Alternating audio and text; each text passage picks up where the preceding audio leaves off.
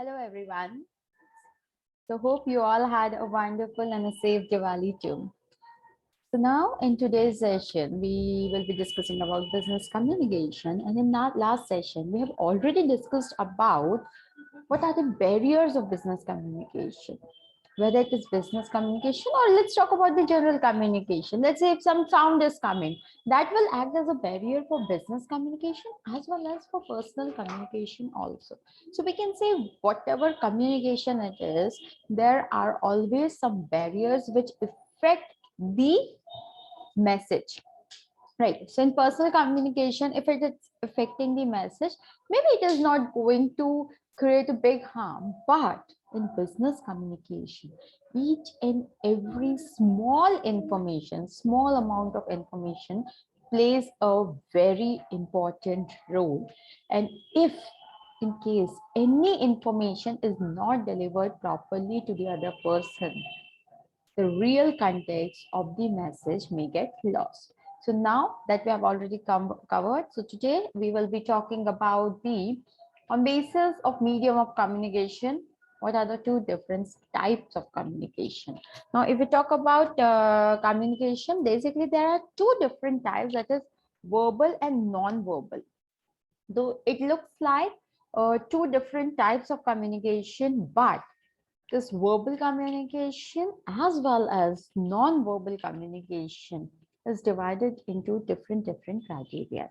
Now, if you can see the chart which is there in front of you, so in the chart you can see that verbal communication is again divided into two different things, that is oral communication, written communication. Yeah, so the words are very clear that oral communication means the communication which is used by the spoken words. We're speaking something, we're telling something, we're using our mouth basically, and the other person is using the ears to understand and to communicate. So it is basically the mouth and the ears combination which is going on in oral communication. But when we talk about written communication, it is something where the combination of hands, the written part, and the eyes is used. So one person writes the message, use the paper or any written mode. It can be in the form of email, it can be the hard copy, it can be the soft copy, it can be WhatsApp or any software to communicate in the written mode. So whatever it is, you will be using your eyes to read and understand what the other person is trying to communicate. So basically, when you're using your words, whether it is in written form or it is in oral form, that is taken as the verbal communication. Non-verbal communication is something where we uses our gestures, our postures, our body movements, our hand gestures, our facial expressions. So that means it is not the use of the words which we are speaking from mouth, but our body, each and every part of the body is communicating. It is supporting our words when we are when we are communicating, when we are talking to other person. That is the non-verbal communication. Even the language, the chromics, the proximus, the facial expressions, the hand gestures, the haptics, all these are the form of non-verbal communication which we use in our day-to-day life to communicate. And when we are into the business, you might know we listen to some people and we really get attracted towards their speaking. Why? Is it the good selection of the words which they are saying, or is it the way they are dressed up? What it is, what exactly it is which catches our attention, which makes us focus? What is that? That is the perfect combination of the selection of the words along with how you are delivering that thing. Just assume for a day you get a speaker in front of you, and the speaker is very good when it comes to speaking, but he is not dressed up properly. He is saying a joke and he is having a blank face. Do you think you are really going to enjoy that joke, or you'll even laugh at that joke? Because your mind will be in a confused state thinking whether it is a joke or it is something serious. Because the content says it is a joke, but the expression, the body language, the non-verbal communication which we are getting along with the word says it is something really damn serious.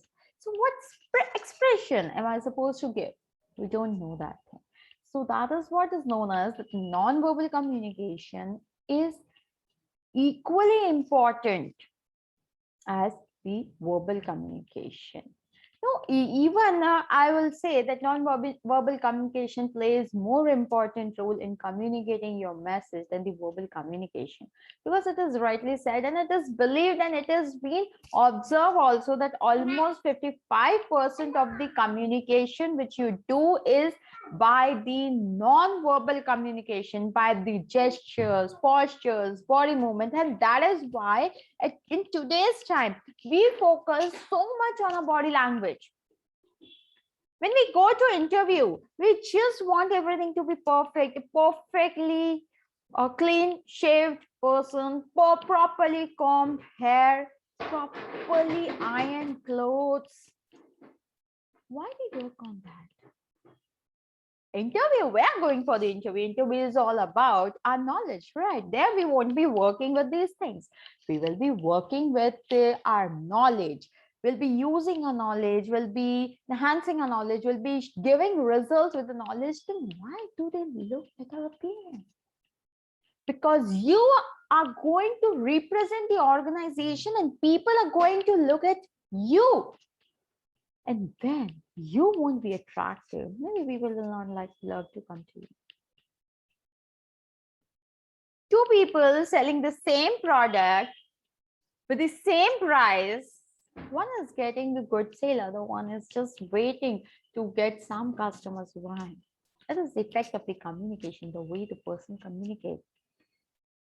We can say that communication is all about being smarter enough in communicating your words along with your gestures, postures, facial expressions. Many times we think that we didn't even say something, but people come to us and ask, are you okay? Something happened. Why? Why they ask that thing? Have you ever wondered, have you ever thought that we being person, when I didn't talk to anyone, I didn't told that I'm facing something or I'm going through this phase of life. I didn't said something, but still people are coming and it's not just one single person who's coming and asking. There's many people coming and asking. Why? When you will ask them that why do you feel so, you'll get the answer that seeing your face, we thought you are going through some difficult phase of the life, or maybe you're very happy today. So that is the use of nonverbal communication, which helps us to communicate more effectively and efficiently with the other person. So let's start with the first type of communication, that is the verbal communication. Now, verbal communication, what exactly is the verbal communication?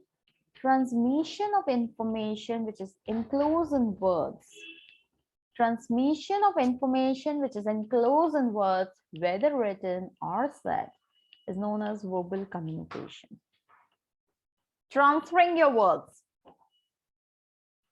making other person understand your words, the thought which was running in your mind, when you have converted that thought into the words, and those words, when you're transmitting it to the other person, which is enclosed in words, that can be in the written form or that can be in the oral form, is known as verbal communication. These are connected with words or the use of words. So verbal communication is directly related, directly connected with words and the use of words. You will be using words if you are saying that we communicate verbally. What can be the best example? I'm not talking about verbal. What can be the best example of non-verbal communication? We all have gone through that phase. You, me, our friends, our parents, our siblings, everyone has gone through that phase, and that is the childhood. When you were a young child, you were not speaking the words. You used to communicate using your non-verbal signs, and your parents used to understand that. And that is when you start using the non-verbal communication, but you don't even realize that you're communicating with non-verbal communication. At that phase of time, everyone says, see, parents are so good in understanding what the child is trying to say. It's not about parents are good in understanding. It is the use of nonverbal communication that the child is doing to make his or her parent understand what he or she wants. Okay, getting back to the verbal communication. So these are the verbal communication are directly connected with the words or the use of words. What words you select and how do you use those words. All serious or formal communication is usually in words. Let's say you're appointed in the organization, it's going to be in the verbal communication only. It will be in the by the use of words orally as well as in the written form. So all the formal communication, to avoid any kind of misunderstanding, it is usually preferred that formal communication will be done in the words only. So all serious and formal communication is usually done in words. A message framed in words when spoken to the receiver is termed as oral communication. So whenever a message is framed in the word, whenever whatever you are thinking, you are speaking those things in words to the receiver is known as oral communication. When you speak those words, it is known as oral communication. When the sender drafts a message in words for the receiver to read, it is called as written communication. So when a person is speaking, other person is hearing, it is oral communication. And when the other person is writing and the other person is, and the receiver is reading, it is known as written communication. So basically, there are two types of communication. One is the oral and one is the written and the verbal communication. So this is the oral communication and the written communication. Now, what is oral communication?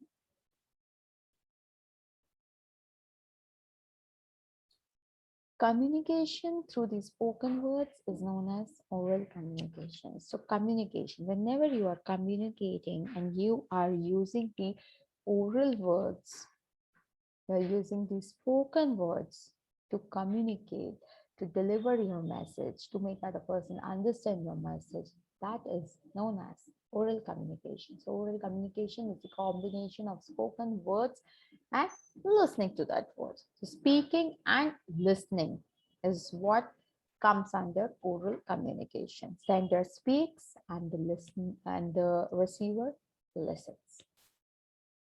Of the working time spent in verbal communication, 9% is in written, 16% in reading, 30% in speaking, and 45% in listening. So when we talk about the oral communication as a verbal communication, so verbal communication is something where maximum part of the time is spent in listening to what the other person is saying. So it is 9 in written, 16 in reading, 13 in speaking,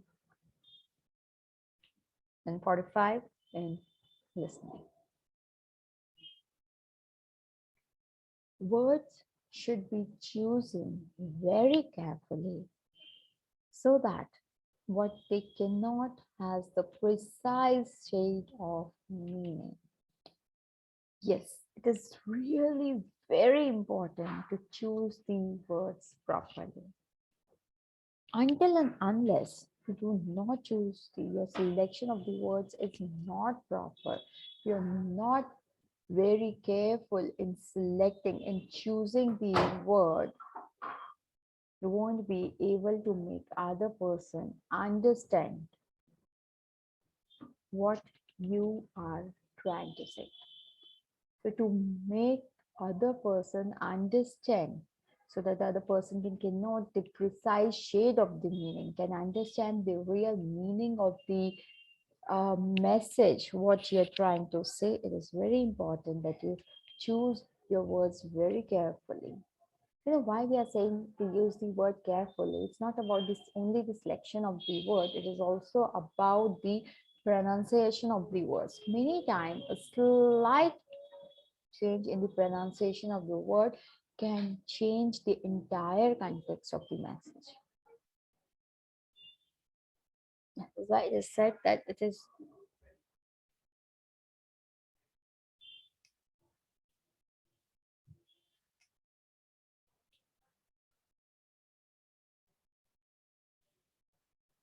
very important to choose the word carefully.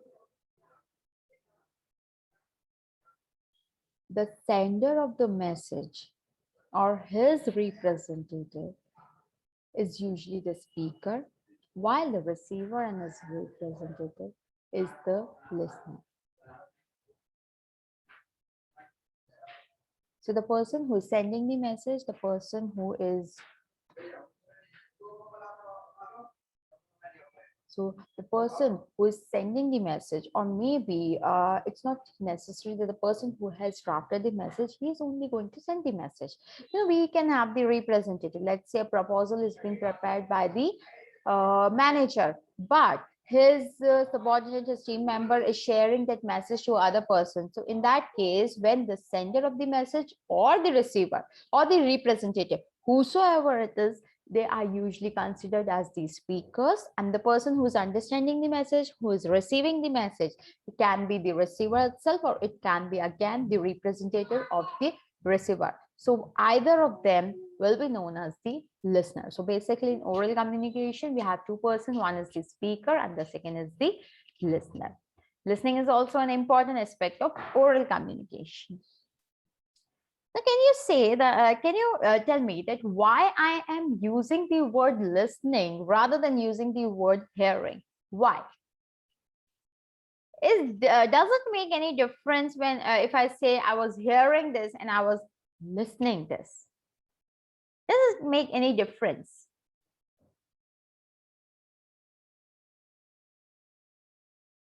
Come on, tell us. It makes any difference if I say I was listening to you or I was hearing you? Yes, it makes a lot of difference, because hearing means just the voice is reaching to your ears, but listening means you are trying to understand the context of the message, that what the other person is saying, what the other person is trying to communicate. So listening means you are carefully paying proper attention to what the other person is saying, and you are understanding that message. And that is why throughout the oral communication, I never use the term hearing. I've been using only one single term, that is listening. So it is very important for you to understand the difference between hearing and listening. You need to be a good listener, not the good hearer. Whenever we are into the meeting, let's say a business meeting is going on, there we need good listeners, not the good hearers, because listeners are the one who listens, understands, and give their feedback. But hearer doesn't do that because they are unable to understand the message itself. They do not understand the real context of the message only. So that is why we say that listening is an important aspect of oral communication.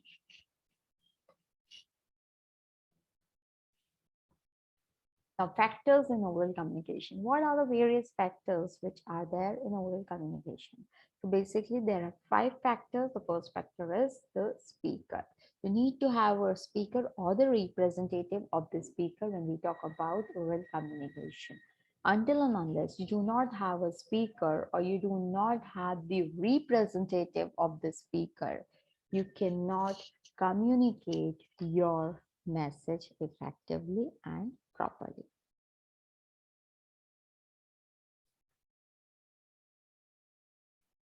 So it is very important that you have the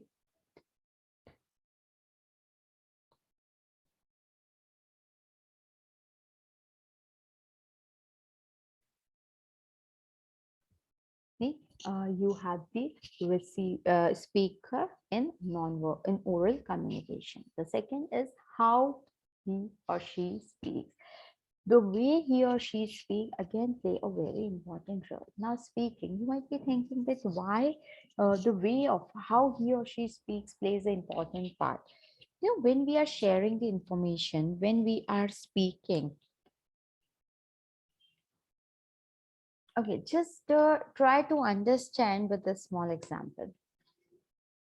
Communication through the spoken words is known as oral communication, and of the working time spent in verbal communication, 9% is in written, 16 in reading, 30 in speaking, 45 in listening. Words should be chosen very carefully so that what they cannot has a precise shade of meaning. Speaking very honestly, did you understand what I was trying to say? No. So that is why we say that how he or she speaks is again very important in oral communication, because there should be proper volume, proper pitch, proper selection of the words, the flow of the message, proper pauses, stress, intonations, everything should be there when you are speaking orally. Because if just right now, the way I spoke was as if I was just trying to finish up the content in 5 or 10 minutes. You know, I was just working, I was just speaking so quickly that I just wanted the message to get completed as soon as it is possible. I didn't care whether the other person was understanding or not. So this is not the right way of sharing the information. This is not the right way that how a person speaks. So here, the person who is the speaker or the representative of the speaker should know that how you are going to speak. So the speaker and how he speaks again is very important in oral communication. What he speaks. Now, when you are communicating orally, you should be very much clear about what you have to share, what information you need to share, why you're sharing that information, what you are trying to make other person understand by sharing that information. All these things are very important. So you should know that what he or she speaks. Should be ready with that thing, with the material, with the thought in your mind, the outline of the words in your mind. That, okay, these are the things which I have to speak, and these are the things which I will be speaking. So make sure that you are clear with the words and you speak properly. To whom he speaks. Again, this also you should know that to whom you are speaking. Until and unless you do not know your audience, you cannot target the right set of, you cannot select the right set of words to communicate with other person. The reason for this is there are different types of people who understand different types of words. Some may be, let's say, the team to which you are addressing is a technical team. So to that person, if you're using technical terms, they will understand what you're trying to say. But the team which is not the technical team, for them, if you are using the technical words, you might not understand the real context of the message. Just for example, a newly appointed secretary was being asked by the manager to go and burn the city. Burn is a technical word, right? So burn carries two different meanings. One is copy, and second is to literally burn the thing. And see, this burn meaning, burning the thing, is quite common, which we all know, right? Each and every person know. But the person who belongs from a technical field may understand that, okay, burning here doesn't mean literally burning the thing. Unfortunately, the secretary wasn't from the technical field, and what she actually burnt the CV. So now here, it was not the fault of the secretary, neither the fault of the manager. But being a manager, he should know that to whom he is speaking, so that he use the terms, he select the words which are easily understandable by other person. So that is why it is very important to know that to whom he or she is speaking, to know your targeted audience, and then only you can communicate effectively and efficiently. Whether he receives a feedback. The last factor in oral communication is whether you have received a feedback or not. Why we wait for the feedback, and why we say that feedback is something which is very important. The reason for this is, if we receive the feedback, then it makes easy for us to deliver the content. Right, so let's say if you have received the feedback, you will know that, okay, next what I need to deliver, where they want me to explain them more, what are the areas they have not understood, whether they have understood the complete context of the meaning or message or not. So to know all these things, it is very important that you as a sender receive the feedback from the receiver. So these are the 5 factors in oral communication. Next comes is prerequisites of oral communication. Now, what are the prerequisites of oral communication? First is prerequisite means what are the things which are very important to understand, to know when you are communicating orally. So the prerequisites of oral communication is clear and proper communication of words.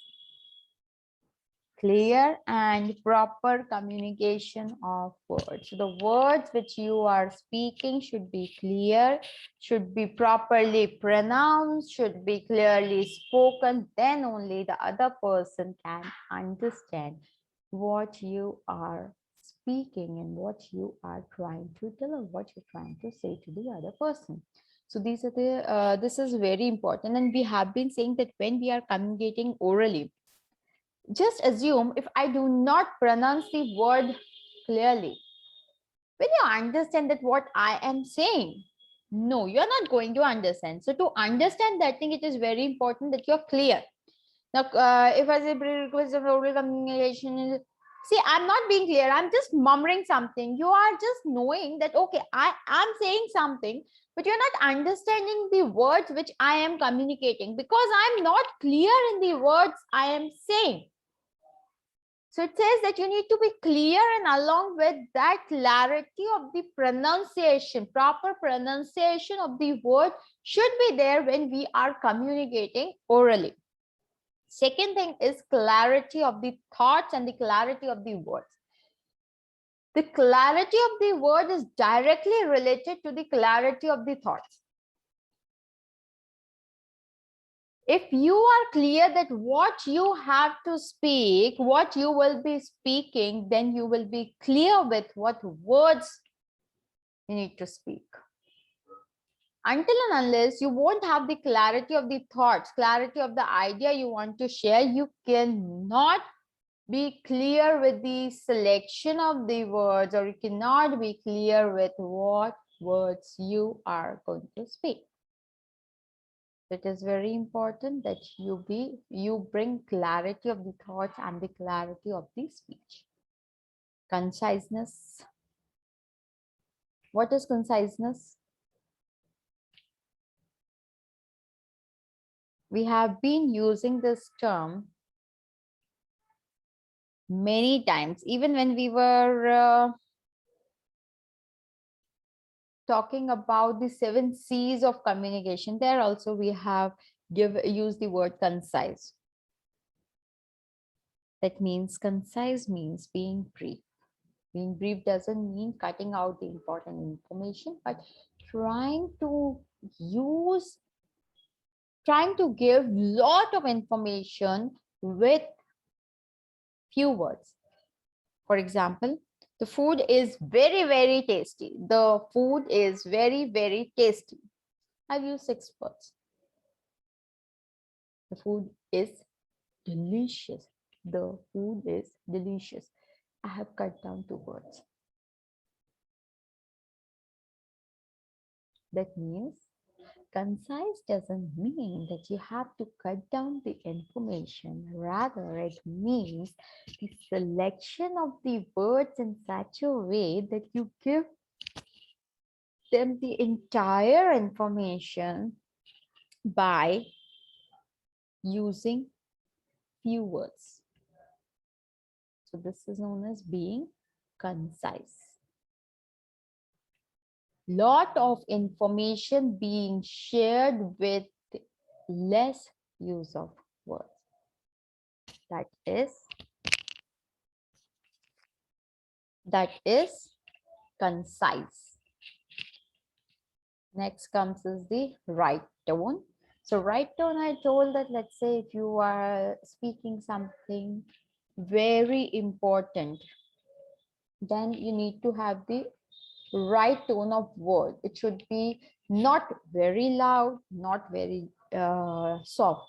The other person should hear the message properly. The message should enter into the ears of the other person properly, and that is why we say that you need to use the right tone of words. Then comes the right style and the vocabulary. Now, when you will use the vocabulary, so automatically you will be concise in selecting the words. So right style and vocabulary is very important when you are communicating orally. So these are the few of the prerequisites of oral communication. Now, after prerequisites, the last thing of oral communication is the second last thing of oral communication is the merits of oral communication, and after this we'll be seeing the demerits of oral communication. What do you think? What are the advantages? What are the benefits? What are the merits of oral communication? If we talk about the merits of oral communication, so it says merits of oral communication. The first merit of oral communication is saving of time and money. It saves both the thing. You know, it is very easy to get the feedback in a quick span of time. You can just simply call the person, you can convey the thing, and you will get the majority, maximum of the time, you will get the immediate feedback from the other person. So it is going to save the time, and along with that, it is going to save the money also, because you do not have to do the paperwork, paper printouts, courier, parceling the thing, other person seeing it, writing it back, writing the feedback, sending it back again. So this it takes a lot of time. So it is going to save the money. Along with that, saving the money, it is also going to save the time. Second is immediate feedback.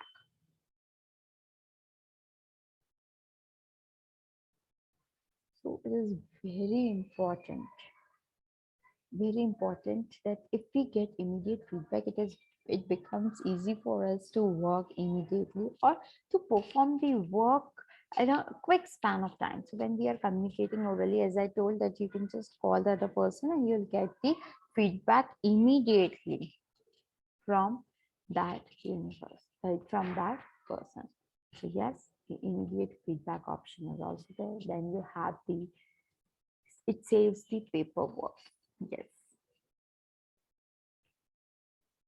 When we talk about the oral communication, lot of paperwork has been saved, right? It saves lot of paperwork. An effective tool for exhortation.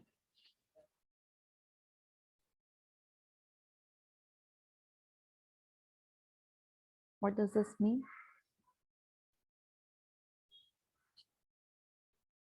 Effective tool for exhortation. What is exhortation?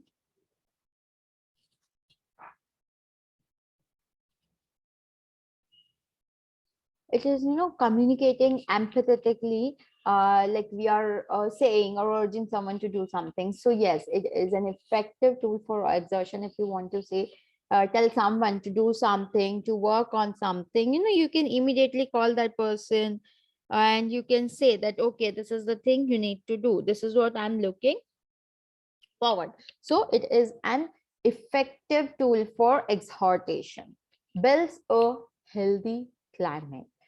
So this oral communication is something which builds an healthy climate when you are communicating. And it is the best tool during emergency. You know, the time of emergency, just think there's a fire in the organization. A person sees the fire. Will he wait to type the mail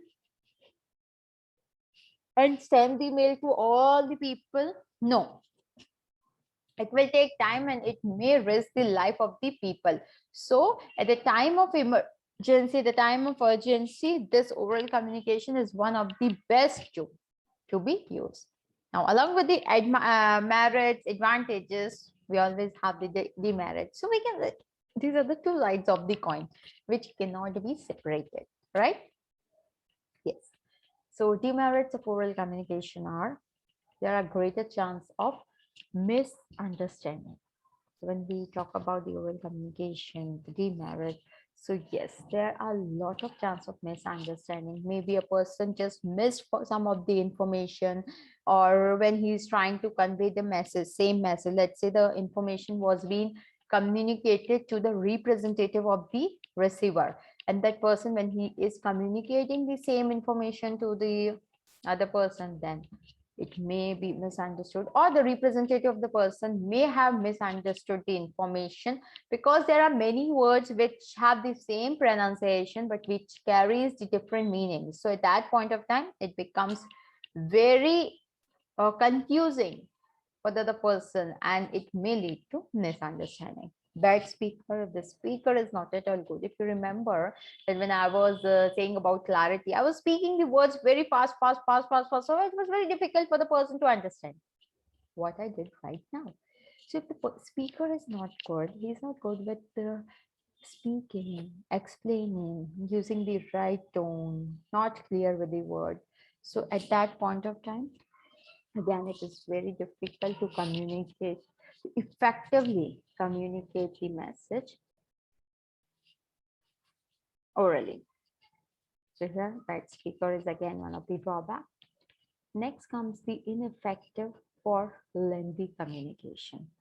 Now let's say if the communication is very lengthy, if the communication is very lengthy, so at that point of time, it becomes really ineffective for those lengthy communications. So yes, it becomes ineffective for the lengthy communication. No legal validity. There is no legal validity that what you have said was actually being told by you or not. At any point of time, the person can deny that, no, I never said that. Because you do not have any validity about the same thing. There is no legal validity about that. So yes, it is ineffective for lengthy communication, and along with that, there is no legal validity to say that what you have said was actually being told by you or not. So at that time, it is a drawback. The next point is difficult to fix the responsibility. Now, under oral communication, yes, it becomes difficult to fix the responsibility, that what responsibility should be given to which person, because you might forget that last time to whom you gave and today to whom you are giving. So again, this is the drawback, disadvantage of the oral communication. The last disadvantage is a listener may observe only some part of an oral message, since the attention span differs from person to person. You know, each person have different attention span. Let's say for me, till five, if the conversation goes to 15 minutes, I'm able to understand and listen properly to what the other person is saying. But if it stretch beyond 15 minutes, then I need 1 or 2 minutes break to get back to the topic. So same way, this attention span is going to be different for each and every person. So when you are communicating orally, and if the message is very long, if it is stretching, then yes, it really becomes difficult to understand the message and to get the real meaning of the message. So yes, these are the, with this we have finished the oral communication and under verbal communication. So now in the next session, we will be talking about the written communication. What are the factors in written communication, prerequisites, merits, and demerits of written communication. If you have any doubt till here, the oral communication part, if you have any doubt, you can get back to me in the next session of communication. Now, in next few minutes, we'll be starting with the second session. Oh yeah, we'll be starting with the second session of the day, that is Microsoft Office Basics. I'll be talking about PowerPoint. Okay. Bye-bye. Have a wonderful day.